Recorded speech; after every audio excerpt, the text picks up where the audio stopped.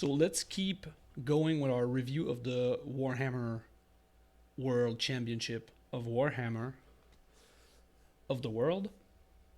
What's it? Warhammer Championship of the World of Warhammer. There we go.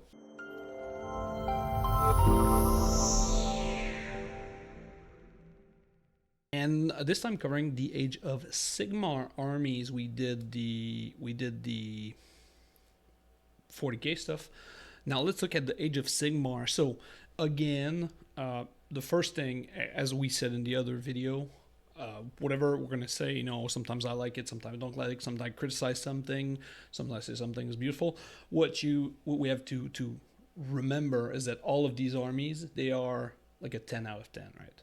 So they are all great. They all made showcase, right? Like this is like probably the top 20 out of, I don't know, maybe 150, 200. I don't know how many people there were in the Age of Sigmar. So these armies are amazing. Even if we say something negative about them, that's just so that we can tell them apart, right? So this is the reminder of, even though we might say something, oh, I like this or I don't like this, they're all 10s out of 10s. And then the second thing, which is interesting, is in my opinion, because I took time to go see the Age of Sigmar, I looked around. Of course, I saw more 40k. In my opinion, the average army in 40k was higher than the Age of Sigmar average army, but I think the top is much higher for Age of Sigmar than it was for 40k, right? So Age of Sigmar overall lower, but the ones that are great are amazing, and then 40k is overall slightly better, but the top doesn't reach as high as the top Age of Sigmar. At least that's how I kind of felt about this. But then let's look at it, and starting with this one here, which is just amazing. A super elf army, all converted, with like a bunch of old wood elves model, but I'm pretty sure this plays as a Luminate Realmlord army. Even though there's a lot of wood elves in there, because he's got the little waterfall thingy. And I'm assuming the one on the right is the Techless model, so not the Sphinx character, but instead a big 3 with a big angry, is that Orion? Anyway, with a big angry elf in there, maybe a Fulgrim. And then this is funnily enough, this is one of the armies that I saw up close and personal, because it was my friend was playing, one of my buddies was playing against it when I went and check. So I like this. This is very, in my opinion, this one blends really the Warhammer Fantasy with Age of Sigmar really well. Again, probably because it's using a bunch of old minis, but from the paint style to everything, I really like it. And again, we see this the crazy like wood-like texture on the bases that just so, like, I commented about it kind of maybe not negatively, but I find it surprising in 40k armies, but then in Age of Sigmar for some reason it looks really cool. Yeah, so another Luminate Realmlord army. This one much more classic, but even then it goes with the freaking green bases with the black rim this time. I like this. I think this makes them pop a lot, right? Like you got the super bright green, but then because all the sides are black, like that good old, black rim job right there, it does the trick for you. So I really like it. Maybe one low point is the little crystal up front. I almost cropped it out of the picture there, but I think it's not the same quality as the rest of the army. But overall, like, this is just great. And even the spells fit really well with the army. Oh, you know what? I kind of take it back. The crystal fits with the orange that's in the rider creature thingies. I don't know Age of Sigmar models. Like, I know the models, but I don't know the names of it. So prepare to hear thingy and stuff a lot. That one was really cool. I like this because this is like a themed force, and I love me some themed force. And it got the two portals that are the spells, and they're very in tune with the rest of the army. This is one of those, like, the feel, like it's a feels thing, if you will. Like, the feel of this army is really great, because instantly you look at it, you go, yes, this is undead. It's got the everything, like the ambient, the atmosphere, right? That's, for me, these are kind of like big wins army. I love this. This look here, this like simplified, it feels a little bit 40k-ish to me. That's what maybe the elves don't really have, that like super cohesive look. They're a little bit all over the place. Like, you know, like if you compare this with this, like this one here, much more uniform with like the purple kind of shining through because it's the main color with the snow. So I really like this army. This is a very small army with Bellicor over there. Bellicor 2, this is a very small. I was like looking at it, I was like, is this the skill team? Um, so one of the display boards again, I like the shape of this, like with the hill on it, and then the big eyes and the skull. Do I have a close up of that? Yes. So I dig this, but when you like get into like the minutia of things, the it kind of falls a little bit short. Like you look at the conversion in front, which is the Glotkin guy, I think, or the Maggot Lord something, and one of the two like guys sitting on the Beast of Nurgle basically. And you look at the conversion work there to put him on this crazy base, and then you look at the eye with like very little detail sculpted in it, and then to me that just falls a little bit short. Where the idea is really cool, like the big eye inside of the skull is very Nurgle-like, very demony, but when you compare it with the minis in the army, it's a little bit lackluster. So great idea, but then the execution is, I feel, not on par with the paint job that he did on his miniatures. See, I love this. This display board for me. This is the banger. It is it's very straightforward, but you instantly know what it is, right? Like it's the bridge. I mean, I'm pretty like this. If this guy played the freaking Lord of the Ring last year, like the year before, you know what that display board is. But no, but he's got the mushrooms in there to tie it with the army. But I love it because it's like a simple idea executed very well and very cleanly. Like this is unmistakable, and I also like that the ridges are like blackened and fit to the overall like look of the display board. This is just a great execution. I love this again in terms of like it's effective. This big banger for me. Also I like the shrine. The shrine, not yellow, I think is great. There's another one I think in the showcase that the yellow shrine overpowers everything, and it's not really. This one I like it because it fits with the entire theme of this piece. So I like the way he took the Loon Shrine approach. Oh well, there it is. See that big shrine there.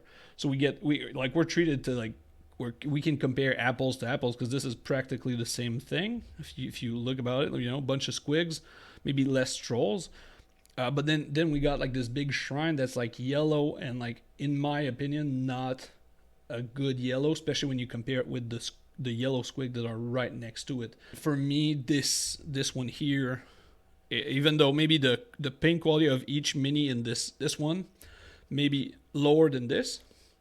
But because the big piece is the shrine and that shrine looks off, I think the entire thing is kind of like weakened. Then again, all bangers here, right? And there's no loser here, but it's just funny because we get to compare, especially with Age of Sigmar, the lists are very much alike most of the time. So if you see like the two Luminate Realm Lords army, they were like the same composition or almost the same, and then the goblins is almost the same as well. So very interesting.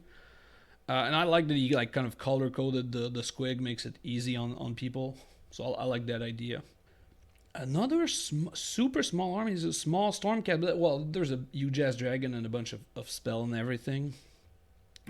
This one, to me, this one was one of the interesting one because it does not follow like a classic paint scheme, right? Like this is not a common scheme for Stormcast Eternals, right? None of the gold guys, none of the blue, so it's really like his own scheme, and that's something I feel like the WCW was like I'm not gonna say rewarding, but they tend to favor the classic looks. So I like this one because it's really out of there. In terms of execution, I feel like the same thing with the goblin is like the purple sun with the white eyes kind of overshadows everything else. Like you pick it up instantly. Whereas if you had something very glowy and very cool on the big dragon, it would maybe, maybe look, in my mind, more eye-catching. Same thing with the display board. Like the bases are not really uniform through the army, and then there's a display board, but like there's, like why, right? Like it's kind of it doesn't tell a story, doesn't center the miniature, so it's not really helping in terms of the whole look of this affair. So to me, that's kind of the weaker part. This one was one of my favorite. Again, super strong team, right? Like you get instantly, and it's also kind of hard to see because this is like a Cities of Sigmar with like all the mismatch. But you look at the Dark Elf and the Dwarves and the Dragon, and they're all from different like factions, and yet this is like unmistakably an army, right? Like this is essentially 3 different factions at least, right? Like there's Dwarves, there's Humans, and there's Dark Elves, and then I think the Dragon. Oh no, the Dragon is the Dark Elf Dragons. I take it back. It's not the Stormcast. But if you look at this, and then again the display board fits with the bases, and then you look at this one that's just one single faction, and this looks more like an army to it. So I really like this, especially considering there's a bunch of factions meshed together, but they all blend really well. So that one I really like. And I cut off the name, so I apologize to all the Age of Sigmar people for cutting your name. If you see your army and you want some credit, just write a comment or send me a DM, and I'll amend it. Like I'll put it in the description or something. I talked about this in the 40k thing, but the way the displays were set up, you couldn't really linger because you were blocking a lot of people, and you were really butt to butt with some other people because there were 2 sides of each row. So I went my way. Looked at the picture. Look at the minis, the quick picture. So apologies for cropping the names out of people here.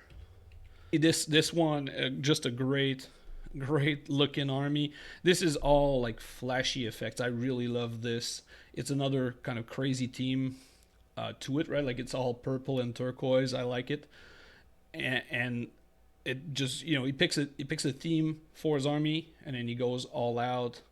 And also interesting, like, little conversion. Like he's got the waterfall from the Illuminate, but with Ariel on top, and then he's got the Dung Beetle hero on the other side. So I like the conversion idea. I think it's really well executed. And very, again, another small army. It's probably what's good in Age of Sigmar right now. Or maybe he's just a painter guy and he lost every game. Who knows, right? But this again, it screams army. It's like unified force. So I like that a lot. And it's also like a crazy color scheme that makes everything kind of fit together. Even the 3-mans, the Kernot guys, they fit really well with the army. So that was one of my favorites altogether. I think there's this one and another one that I thought that they were the front runners in this whole affair. Just look at it. Just like it's a very I used that yesterday, but very painterly style to it. Like this is not necessarily the most common miniature painting approach, like army painting approach, more like miniature painting, like that you would see in competition for a lot of it. Like very smooth blends and very well defined. Like look at the lady on top there with like the pink to purple skin tone, and then the white cloak cutting it off like perfect. This is just great. Like this is great idea, great execution. Again, it took a bunch of, this is that was my favorite. If I move my head, you can see the big beast over there. Ooh, like the little dung beetle over there with the guy with the horn. It's just, this was one of my favorite of all there. I think it's, if it didn't win, I'm surprised a little bit, but I really liked it. Another Stormcast army, really cool. One thing that I really like about this, which I'm assuming he did on purpose, is he turned a bunch of the minis so you could see the cloak, because the cloaks are really well painted. Like he put a lot of effort into them, and they're like super smooth and everything. So he turned a couple around so that you would notice the cloaks really quickly. I'm if it's not on purpose, like it's just very convenient. But I really like. I think that's like a power play right there. So you see a lot of cool things, and the dragon has like also these galaxy wings effect on there. This one's obviously not turned around. Again, this is the more like classic Stormcast, but executed to a very high level. So I like this a lot. Again, and I also like that he put the little Griffhounds in the far back, so that you don't really notice that like there's one unit that's very themed and one unit that's like all mismatched. So I like the placement. I like the there's like strategy to placing his minis in there, I feel like. And another, look at the beetle. That's very interesting. The beetle is painted almost the same way as was it that one? Yeah, that scheme almost, right? Like the purple and turquoise and stuff. But then he goes into a whole different direction with the woods that are I think it's again color coded so that you can tell his little forests apart, like the turquoise one, the more green one, and then he's got the dung beetle that's more codex looking with the orange, and then same thing with the Kurnot Hunter that are not really. So like the dung beetle is really high level, but it sticks out from the rest of the army because nothing like even the wings on the sprite people, I don't know what they are. The little fairies, they're not painted in that same like black, turquoise, purple mix. They're just turquoise. So to me, that's again one thing where when you get to compare apples to apples, that's where a simple thing would have made a big difference. I took this one simply because of the green bases. It's not, it's not goblin green and stuff. There's like an additional effect, and also like the ship. It's you can see it well in the picture, but the ship is not painted like like the traditional way that you see the ghost ships. I like that he included it too. Like he made showcase because all the miniatures are really pretty, but I'm assuming gets this stuff commissioned, so he just like he went there and he's like, this guy painted this, so like props to Cuba. I like the style, the honesty, and it also explains why it's maybe like it looks like two armies mashed together, maybe three even. That one was also really one of the really cool ones. I think again, I'm a sucker for a theme and like a very cohesive force, and this one does that. And you see with the bridge that like it tells a little story. It helps to the whole army, the looks of it. I like it. And it's also one of the higher number faction. Like it's not like the super cool Sylvanet army was like pretty much like 15 minis tops. Even 15 might be pushing it. Whereas this one you get 15 per unit at least. So a good a high quality on a lot of minis, and then the Vermin Lord is also like very high quality. You get a good display base. Like this screams like a good army. So that one and I'm not like the biggest like Skaven lover of all time. It's usually not my jam in terms of army. Oh well, I say this, but then it's all fluo green, and you guys know me. Fluo green is always a winner in my book, so maybe I'm biased on this, but I really like it. Another display board that's sort of simple but very effective. John Meyer, you shout out GM Miniature with the ogres. I like that the display board has like built-in spaces. That means that this guy is not messing around. Also, you can see he plays he played Mammoth in the past because you can see the way that they were imbricked in there before. But this I really like because it again the display board serves a very specific purpose. Because it's obviously it's teamed. The bases all fit in there really well.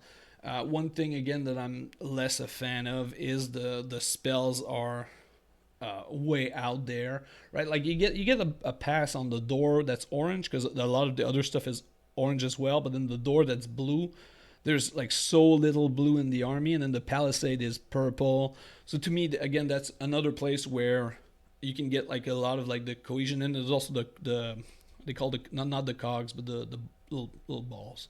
But the little balls are also like kind of a mismatchy. Same thing with the hut on the cauldron, like the tarp or whatever situation that's on there. It's like a bunch of colors. To me, this would be stronger if it was like full red, like the banner, or yeah. I think there's like a little bits and pieces here and there that could add to the look of this army as a whole. Big win on the display board with the imbricked mini. I love that. The Cruel Boys with Kragnos. That's another, again, very themed force. Now, you can assume that person has a display board because these bases are they're all like swamp-like, and swamp-like display, like swamp bases are like super hard to do and get right, and I feel like he got them right. Because it's a swamp. It doesn't look like only mud. It doesn't look like a lake. So he's got like a bunch of textures in there. It doesn't look super out of place, and it also looks really good on minis, which is not always the case with like swamps and grain centric miniatures. And he goes with the dark red on most of his units. That's a very strong color. But then as you look like from the right to left, basically the red kind of fades. So like the hero and whatnot, they have a grain instead. So I think this is not necessarily weird, but I call these like questionable choice. Like why? And because I'm sure like there's a reason, there's logic behind this. It might be also gaming related, right? But to me, getting more of that cool red in there would have been like a big bonus. I like this one. This is another one of those great idea. The execution is interesting. Is like the display board has like a the team of the army, right? Like the checkered floor, but then it's also on top of the rune, which with a different pattern, and then the size on the bases is different than the size on the display board. So you can, yeah, like the idea is there, and then if you look at the display, like the texture that's not these little squares, it is like, I'm gonna say hot glue, or like there's a texture in there that's dry brush, and then the bases don't have that; they have something else entirely. So to me, that's where again the idea behind it, like to make this thing cohesive, is there, but then the execution maybe falls short a little bit. That you kind of lose the you can lose the point of it already, because otherwise it's a very themed force, like a uniform palette and everything. So this one again, another really cool lizard, like Seraphon. Sorry, Lizardman is the old is a different game. I like these spells. I also, this one here, I think I have a close up on this one. Yeah, I love this because it's, again, he's getting the unified look, and for me, Seraphon is what I would want if I was to paint Seraphon. Is all of them, the colors are really matching, and it's a very cohesive force, because it's one of those armies that it can spiral out of your control really quickly. Like we've all seen the rainbow colored lizard, and some people like that. I'm not about that life. But this one was one of my favorite. I don't know how well it placed, but I liked it a lot. It was one of my favorites. So as I said earlier, I think the high end one for the Age of Sigmar is why I said a lot of them were like my favorite. Like the 4 or 5 like top were really really high end. Like these lizards here, I think are really really great. But then on average, I think 40k had like a higher standard for like the common folk. But like the Age of Sigmar, the greatness. One thing that I also noticed, and I think it's more relevant or more prevalent in the Age of Sigmar, is that I think we're so used that we need a display board that a couple of these armies that we saw, people had a display board because I think they always bring a display board, and I think it backfired on a couple of them where with the simple black cloth that was on the table, their army would have looked at least as good or even better, and then you could not, like, let's say if we go back to, let's just go back to this one here, where now when it comes to this, again, I've talked about this in another painting video, but when it comes to like telling the top apart, like we all agree this is a 10 out of 10, the lizards a 10 out of 10, the cruel boys, I'm looking at the sides of the pictures, 10 out of 10. So they're all perfect. So now how do you tell them apart? Well, you can go by preference, and then you can also pinpoint mistakes, right? And then you go, well, this one has like 5 things I don't like, and then this one only has 3. So that one here, with the texture on the display board, is kind of easy to go, I'm not a fan of this. So that if you kind of remove it, because you don't get like bonuses, I think he might score slightly higher, just because that part is kind of in my opinion, that part is the weakest part of that army, is the brown texture on the display. And again, when it comes to telling apart the 10s out of 10s, that's how you got to do it. It's like, well, I don't like this, or this is like, you look at the centerpiece and then you compare them, or when you're kind of lucky, there's like a bunch of the same army, so you can just like, okay, this one, and you compare apples to apples. So overall, really cool. And I also really like the fact that in both these events, the 40k and the Age of Sigmar ones, lots of like great hobby showing. Like it's not, I think, not what the internet expects when you think about power players or whatnot, because like the people that went to the World Championship are technically like the best of the best, and the people that win tournaments when they go and they play hard, but they're also like a lot of like the standard for painting is like really high. Like you see these great armies in there. So I think that's really cool to go to an event that's high end in terms of gaming, but then you also get high end painted armies. So that's, in my mind, that's like really a cool thing that really makes it like the World Championship of Warhammer, because you get the both facets of the hobby at the same place, right?